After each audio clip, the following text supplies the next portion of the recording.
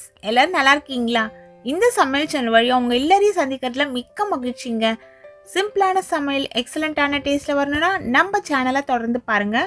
உங்களோட கருத்துக்களை கமெண்ட் செக்ஷன்ல போஸ்ட் பண்ண மறக்காதீங்க. வாங்க கிச்சனுக்கு போகலாம். சுவையா ஆரோக்கியமா சமைக்கலாம்.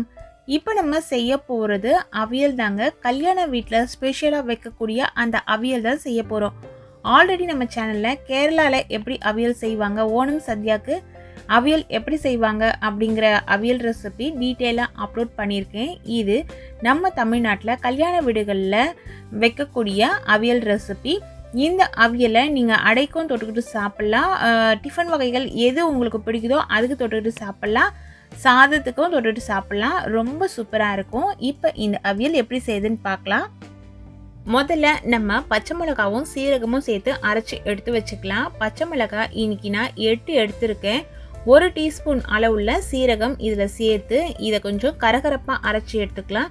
அம்மியில் நீங்கள் வச்சு இடிக்கிற மாதிரி இருந்தால் கூட இடித்து எடுத்துக்கோங்க. இது மிக்சியில் நல்லா அரைப்படலை அப்படிங்கிறதுனால கொஞ்சம் தண்ணி சேர்த்து அரைச்சிருக்கேன். இது போல் திரியாக தான் நமக்கு இருக்கணும். காரம் உங்களுக்கு தகுந்த மாதிரி நீங்கள் கூடுதலாகவோ குறைவாகவோ சேர்த்துக்கோங்க. இப்போ அது அப்படியே இருக்கட்டும். நல்லா அடிகனமான ஒரு பாத்திரம் எடுத்துட்டு அந்த பாத்திரத்தில் 1/2 லிட்டர் அளவு தண்ணி சேர்த்துக்கலாம். இதில் தான் நம்ம காய்கறி வேக வைக்க போகிறோம்.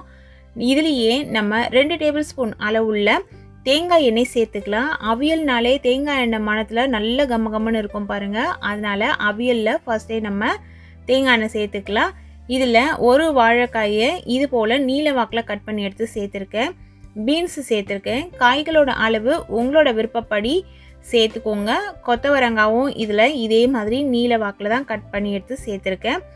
இது எல்லாமே பார்த்தீங்கன்னா 1.5 இன்ச்சுக்கு மேலே இருக்கணும் காய்கறிகளோட நீளம். அவியலுக்கு 1.5 இன்ச்சிலேருந்து 2 இன்ச்சு வரைக்கும் காய்கறிகளோட நீளம் இருக்கணும். அதுக்கேற்ற மாதிரி நீங்கள் கட் பண்ணி எடுத்துக்கோங்க.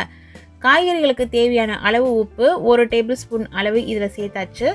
எப்பொழுதுமே ஃபர்ஸ்ட்டு நான் எந்த காய்கறி நிறைய எடுக்குமோ வேகிறதுக்கு அதை சேர்த்துக்கோங்க. உங்களோட விருப்பப்படி வீட்டில் என்னென்ன காய்கறிகள்லாம் இருக்குதோ அதை சேர்த்துக்கலாம். இந்த காய்கறி தான் நிறைய சேர்க்கணும் அப்படின்றதெல்லாம் கிடையாது. அதுக்கப்புறம் முருங்கைக்காய் சேர்த்துக்கலாம். 2 முருங்கைக்காய் மீடியம் சைஸில் இருக்கிறது கட் பண்ணி எடுத்து இதில் சேர்த்துருக்கேன். அதே போல் இதில் வெண்டைக்காய், பாகக்காய், கசப்பு தன்மை இருக்க காய்கள்லாம் சேர்க்கறது அவாய்ட் பண்ணிக்கோங்க. இதில் ஹை ஃப்ளேம்லேயே இருக்கட்டும். லைட்டாக நம்ம தட்டு போட்டு மூடி இந்த காய்கறி கொஞ்சம் வெந்த பிறகு அடுத்தடுத்த காய்கறிகள் நம்ம சேர்த்துக்கலாம்.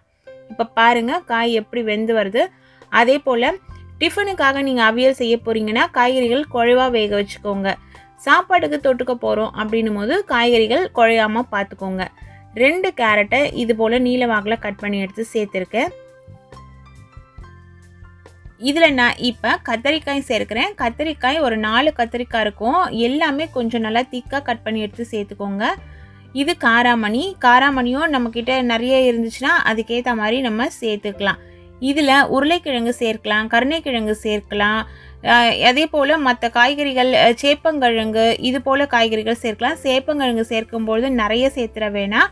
இன்றைக்கி என்கிட்ட இருந்த காய்கறிகள் வரைக்கும் சேர்த்துட்டேன் நான். இப்போ தட்டு போட்டு மூடி இது அப்படியே வேகட்டும்.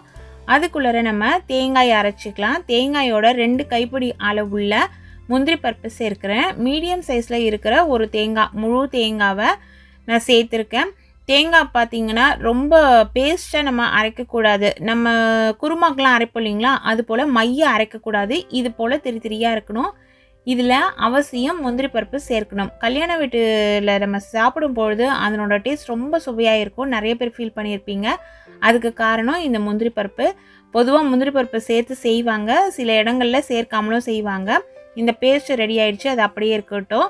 இதில் 2 இனுக்கு கருவேப்பிலையை உருவி எடுத்து சேர்த்துடலாம். அதே போல் எந்தெந்த காய்கறிகள்லாம் வேகிறதுக்கு லேட் ஆகுதோ அதே ஆர்டரில் நீங்கள் காய்கறியை சேர்த்து தான் வேக வைக்கணும். நீளமாக தான் கட் பண்ணணும். அவியல்னாலே நீளமாக தான் இருக்கும் காய்கறிகள். நீங்கள் எல்லாருமே பார்த்துருப்பீங்க, சாப்பிட்ருப்பீங்க. இப்போ காய்கறிகள் நல்லா ஓரளவு வெந்து வந்துக்கிட்டே இருக்குது. இது போல் ஓரளவு, அதாவது ஒரு பாதிக்கு மேலே 60% வெந்த பிறகு நீங்கள் இதில் நம்ம அரைச்சி வச்சுருக்கோம் இல்லைங்களா, தேங்காவும் முந்திரி பருப்பும், அந்த விழுதை இதில் சேர்த்துக்கணும். கலருக்காக நம்ம மஞ்சள் பொடி இந்த அவியலில் சேர்க்கலை. கல்யாண வீட்டு அவியல் பொதுவாகவே வெள்ளை கலர்லேயே தான் இருக்கும். அதனால் நான் கலர் சேர்க்கலை. நீங்கள் விருப்பப்பட்டீங்கன்னா கலர் சேர்த்துக்கோங்க. இனிமே காய்கறியை தட்டு போட்டு மூடி வேக வைக்க வேணாம். ஏன்னா நம்ம தேங்காய் சேர்த்துருக்கோம் இல்லைங்களா, அதனால் பொங்கி வரதுக்கு சான்சஸ் இருக்குது. அதனால் ஓப்பன்லேயே விட்டு மிதமான தீயில் காய்கறிகளை வேக வச்சுக்கோங்க. தண்ணியோட அளவு பார்த்து சேர்க்கணும். தண்ணி முதலையே நம்ம நிறைய சேர்த்துட்டா காய்கறிகள் ரொம்ப குழஞ்சி போயிடும். அதனால் நீங்கள் தண்ணியோட அளவு பார்த்து சேர்த்துக்கோங்க. இப்போ காய்கறிகள் எல்லாம் நல்லா சூப்பராக வெந்து வந்துருச்சு. இது போல் நமக்கு வெந்து வரணும். தண்ணி இப்போது இதில் கொஞ்சம் இருக்குது. இந்த தண்ணி கொஞ்சம் சுருங்குற வரைக்கும் நம்ம வெயிட் பண்ணலாம். இப்போ பாருங்கள், தண்ணி நல்லாவே சுருங்கி வந்துருச்சு. இந்தளவு தண்ணி இருக்கும் பொழுதே நீங்கள் இதில் திரும்பவும் 2 இல்லை 3 டேபிள் ஸ்பூன் அளவுக்கு தேங்காய் எண்ணெய் சேர்த்துக்கோங்க. இதுலேயே திரும்பவும் ஃப்ரெஷ்ஷாக கருவேப்பிலை இலைகள் 2 இனுக்கு உருவி சேர்த்துக்கலாம். இது எல்லாத்தையும் சேர்த்து நல்லாவே நம்ம கலந்து விட்டுடலாம். கலந்து விட்டுட்டு ஸ்டவ்வை சுவிட்ச் ஆஃப் பண்ணிவிடுங்க. ஸ்டவ்வை சுவிட்ச் ஆஃப் பண்ணிவிட்டு 2 நிமிஷம் கழித்து இதில் நம்ம தயிர் சேர்த்துக்கலாம்.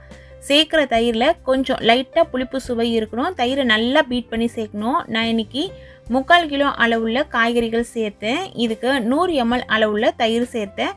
நீங்கள் விருப்பப்பட்டால் கூடுதலாக கொஞ்சம் தயிர் சேர்த்துக்கலாம். ஆனால் தயிர் ரொம்பவும் புளிக்கக்கூடாது, புளிப்பு இல்லாத ஃப்ரெஷ்ஷான தயிராகவும் இருக்கக்கூடாது.